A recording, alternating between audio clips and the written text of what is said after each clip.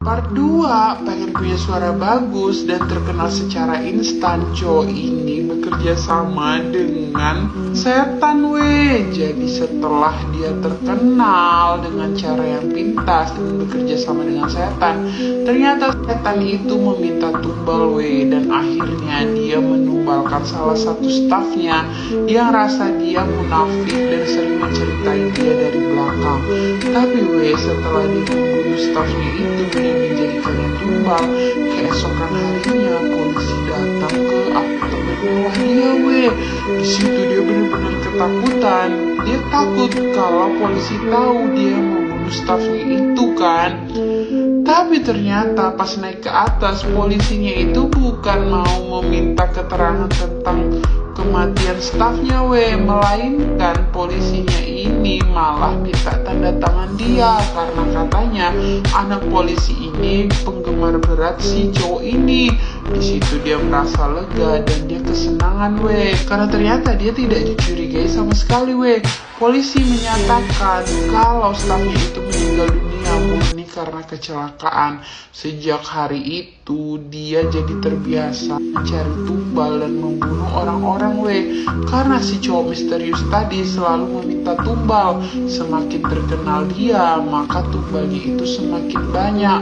Bahkan beredar isu kalau si cowok ini setiap mengadakan konser, konsernya itu berdarah. Karena setiap kali konser banyak orang yang meninggal.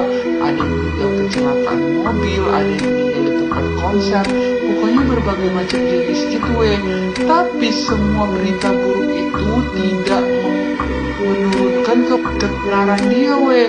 Malah semua berita tersebut buat dia semakin terkenal, bahkan sampai ke mancanegara. Banyak artis luar yang pengen duet sama dia weh. Sampai akhirnya setelah dia 7 tahun berkarir, dia mengadakan konser yang benar-benar besar banget weh. Di sini posisinya dia udah biasa membunuh orang, jadi dia udah sepele banget sama nyawa orang weh. Nah, di konsernya yang ke-7 tahun, si cowok misterius itu meminta tumbal yang benar-benar banyak. Berbeda dengan biasanya, kalau biasanya si cowok misterius ini terima bersih kan, yang mencari tumbal dan mencari cara membunuh tumbal itu adalah si penyanyinya ini. Kalau sekarang kata dia mau tumbal yang banyak, tapi biarkan dia mencari sendiri dan mengambil secara random. Nah, dia oke-okein aja kan, dia malah merasa senang karena dia gak perlu repot-repot lagi weh. Tapi ternyata weh, di konsernya ke-7 tahun itu, adik kecilnya itu yang sekarang udah besar datang dari kampung mau melihat konser 7 tahunan kakaknya ini. Nah, si adiknya ini sengaja gak bilang ke kakaknya kalau dia mau datang dan nonton konser. Dia bikin kejutan gitu ke kakaknya kan. Nah, bener dong, pas lagi konser gitu si cowok misterius tadi secara acak membunuh orang sesuka hatinya dan mengambil nyawa orang weh. Si penyanyi ini ngeliat tapi dia diem aja dan dia malah kesenangan dalam hatinya kan. Sampai akhirnya dia melihat ada adiknya di tempat konser tersebut. Awalnya dia merasa senang karena adiknya memberikan kejutan ke dia kan. Tapi pas dia lagi senang gitu, tiba-tiba si cowok misterius tadi membunuh adiknya weh. Adiknya jadi salah satu korban random tersebut. Di situ dia teriak-teriak minta tolong kan supaya jangan membunuh adiknya, tapi terlambat. Adiknya sudah terlanjur dibunuh sama cowok misterius tersebut. Nah, melihat adiknya dibunuh, dia pun langsung teriak dan lari ke arah adiknya. Karena hal itu konsernya jadi gagal dan dia malah memilih untuk membawa adiknya ke rumah sakit. Tapi sampai di rumah sakit semuanya sudah terlambat, adiknya sudah meninggal dunia. Dia coba menghubungi si cowok misterius tadi dan meminta adiknya supaya dikembalikan kan. Tapi kata si cowok misterius tadi, adiknya sudah tidak bisa dikembalikan lagi.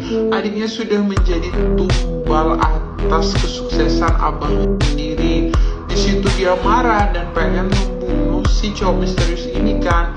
Tapi si cowok misterius ini sakti banget weh, karena merasa dia sudah tidak aman dan mau dibunuh. Akhirnya si cowok misterius ini malah membunuh balik si penyanyi terkenal tadi, dan katanya itu adalah ritual terakhir yang diambil dari si penyanyi ini. Dan akhirnya dia pun membunuh si penyanyi ini dengan cara melemparkan penyanyi tersebut dari atas gedung yang benar-benar tinggi, sampai akhirnya orang-orang mikir kalau si cowok ini sudah putus asa karena selama ini kerja keras dia itu dihadiahkan untuk adiknya. Setelah adiknya meninggal, kerja kerasnya itu gak ada gunanya lagi. Dia pun menyesali segala perbuatannya. Andai saja dia tuh tidak ke kota, dia tinggal di kampung berjualan bakso sama adiknya, semua ini tidak akan pernah terjadi. Tapi semuanya sudah terlambat, nasi sudah menjadi